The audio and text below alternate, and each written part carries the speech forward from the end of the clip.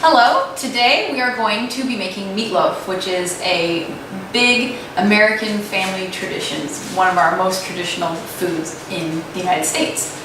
Meatloaf has actually been a food that people have made for as long as people have had leftover food to put together and make something out of. Meatloaf is a wonderful thing to be able to make just at any time, as long as you have a couple of main ingredients around your home. Of course, it is called meatloaf, so you have to have some kind of ground meat. You can have beef, it can be pork, it's whatever you have. Usually for a good sized loaf for a family of 4, you probably want at least a pound of ground meat. To bind it together, to keep it all stuck together, you want to have 1 egg. And you'll want to use a little bit of milk. That will keep the meat together and make it into the loaf that you will see in just a little while. Beyond that, you can pretty much add whatever you want to your meatloaf. Some people add lots of spices and lots of things. Some people basically keep it to the meat and the binders. I prefer to add in a little bit of starch. So you can choose to add in bread, or if you have a soda cracker, you can add that in. Some people will actually even add oatmeal, but today I'm going to use the bread. I also enjoy just a little bit of onion flavor, so I'm going to be adding 1 chopped fresh onion today and salt and pepper. But really, if you are making this recipe and you want to go crazy, if you have a favorite spice, feel free to add those as well. The first thing you want to do when making your meatloaf is make sure you wash your hands. And then after that, you want to turn your oven on to 180 degrees Celsius or 350 degrees Fahrenheit. That'll preheat, and it should be ready by the time you have the meatloaf all prepared. So first thing you need to do is to take your meat and to put it into your bowl. Some people don't like the feeling of raw meat. Some people don't mind it. I don't mind it, so I'm going to mix this with my hands, but you are welcome to use a spoon if you would rather. My grandmother, when she would make this, always said that if you mix the meatloaf with your hands, and you were adding sort of a touch of your own self in, so that's your choice. There is no wrong way to add things to meatloaf. So I'm going to start with the ingredients that I like the best, which are the starches. So I'm going to just take my bread, and this is kind of older bread. It's a little crusty. You can use new bread, you can use breadcrumbs, but I'm just going to chop up this old crusty bread. And you can make it in big pieces or little pieces. I'm just going to kind of cube it. It doesn't really matter. That's the great thing about meatloaf. There's just no wrong way to make it.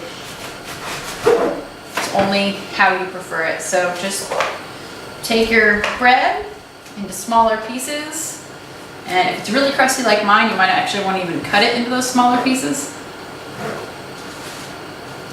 And again, there's not an exact amount. I would guess that in the end, when I'm doing bread, I'm probably going to put in about a cup of bread if it was going to be in these big pieces. If it's bread crumbs, it would probably be less, maybe a half a cup.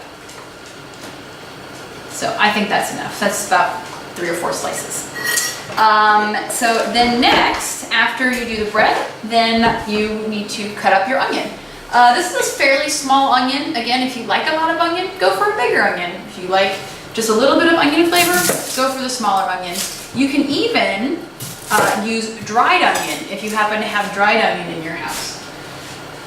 Other spices that go well with meatloaf would be garlic, sage, oregano. So anything you have in the house, if it's your favorite spice, don't hesitate to put it in the meatloaf. It'll probably just make it better. And you can cut these thin or thick. I like my meatloaf to have a little bit of texture. I kind of feel like if you're not adding anything in there that has texture, it's just like a hamburger. So I like to have sort of a thickly chopped onion. My husband prefers it when I cut the onion just a little bit thinner. So if you know that someone's coming over who's a little bit picky about thick chunks, then go ahead and cut it thinner, but otherwise just a coarse chop is fine. And again, just take it and put it into your meatloaf. Now, if you forget this step, your meatloaf isn't going to really stick together very well, and you're going to end up with more of a sloppy joe than a meatloaf. So make sure that you put in your egg. and of course, this as well, your milk. And your egg and your milk are gonna be your liquid, and as you're stirring it up afterwards, you might realize that maybe you didn't put enough milk. I just put in 1/4 cup. We'll see, I might add a little bit more later. That's the joy of cooking, is that you can kind of make things up as you go along. Final step here for actually adding things is going to be my spices. I'm just putting in salt and pepper. This is more of a traditional way to do it. But again, if you have a spice that you like, go crazy. I would guess if I were to actually measure what I'm putting in here, it's probably about 1/2 teaspoon of both salt and pepper. I personally like to add salt to my meatloaf after it's cooked when I'm eating it. So I don't put in too much while I'm making it, so that you can add more later for your taste. Now, this is the messy part. Again, feel free to grab a spoon if you want. I'm going to use my hands, but I'm going to grab a couple of paper towels first because my hands are going to get messy. But basically, this is what you do. You just want to mix it up so that you have a nice, even mixture throughout the bowl. You don't want to have too much onion on one part. You don't want to have too much of the bread on one part. You want it to just go together. So it's very similar to if you're making any kind of like a hamburger that has stuff in it. But as you can see, it's just getting mixed in, and this part is, again, kind of gooey, but it's kind of fun too. And so there, basically that's all you have to do in order to make a meatloaf, is just mix it together like this. And so then that's your meatloaf. Now all you have to do is put it in a pan and bake it. Now that you have your meatloaf prepared, it's time to put it into a pan and then into the oven. So you want to prepare your pan. I prefer a glass pan. You can do it in an aluminum pan. It doesn't really matter. My grandmother actually used to start this in the microwave, so it's all up to you. But what you want to do is you do want to make sure that you kind of grease your pan a little bit. So I just have a little bit of butter, and I'm just rubbing the butter into the pan. It's no big deal. It doesn't have to be a heavy coating. If you prefer like a Pam spray or something like that, you can. But you just want to grease this a little bit, because this is, with the binding that you have in there, it does get a little bit sticky. So once you have your pan prepared, then you're going to put your meatloaf into the pan. And you have two choices. You can either take it as it is and have one big loaf, or I prefer to cut it into 2 smaller loaves. The reason is it cooks more evenly and a little bit quicker. And the other thing is you can put different things on top. Some people like to put things like ketchup or barbecue sauce on top of their meatloaf while it's baking, and other people don't. So I prefer to make it into 2 separate little loaves so that you can kind of have it however the people who are going to be eating it want it. So again, just using your hands. I suppose you could do this with a spoon, but I never have. You take and you just form your meatloaf into a loaf. So it's just going to look like a little bread loaf. You want to make sure that it is as uniform as you can get. And what I mean by uniform is that you don't have like the thin edge here and the fat edge over here, because it's going to cook better if you make it more uniform. And so you just take your loaf and you just kind of make it and put it in your pan. And your onion or your bread might be falling out. That's fine. Just stick them back in there. It's not going to be a problem. And then you just make your second loaf, and you do the same thing. And you want to try to make these as equally sized as possible. It's kind of hard because it's a little bit hard to tell what size they're going to end up being. And again, just as uniform as possible.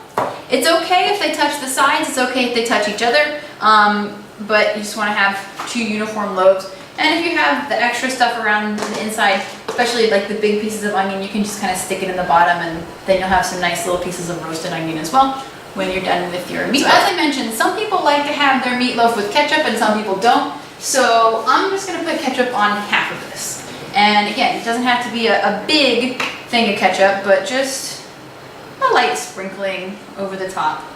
And some people really like that, and some people really don't. So now you have sort of the plain variety and the regular variety. Once you have your meatloaf put together, it looks like this. It's ready to go into your preheated oven. Again, that was 350 degrees Fahrenheit or 180 degrees Celsius. So once your meatloaf is ready and your oven is preheated, you're just going to put it inside on the middle rack and just put it about halfway back. And then you're going to set your timer. It depends on your oven how long this is going to take. I always think meatloaf takes so much longer than it really should take. But I'm going to start this out for at least an hour. So I'm just gonna set my timer for an hour, and I'll probably check it at about 50 minutes, but I'm guessing it's gonna take about an hour. So we'll see you in an hour.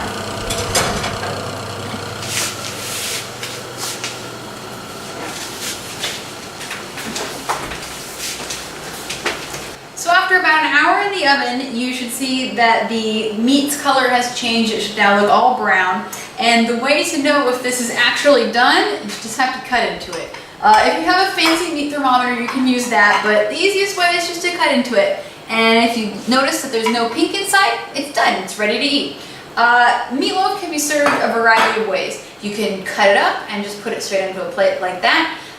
You can cut it and put it onto a sandwich, especially even the day after. So meatloaf is great warm right from the pan, and then the next day you can take it out and you can cut it up and serve it on a sandwich with lettuce, tomato, mayonnaise, whatever you like on your sandwiches.